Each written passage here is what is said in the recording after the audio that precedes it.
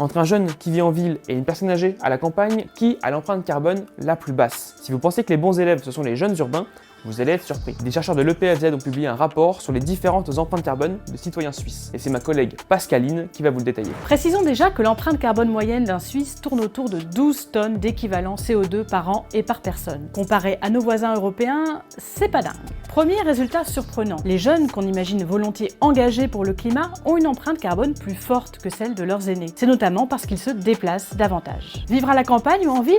En fait, ça n'a pas vraiment d'influence, même si les ruraux émettent légèrement moins que les urbains. Certes, ils utilisent davantage leur voiture, mais moins l'avion. Le revenu, c'est en fait le critère déterminant. En gros, plus on est riche, plus on achète de choses, plus on prend l'avion et plus on a un vaste logement. Conclusion des chercheurs, ce sont les personnes les plus aisées qui devraient être le plus affectées par les mesures de protection du climat, puisque ce sont elles qui émettent le plus. Le temps.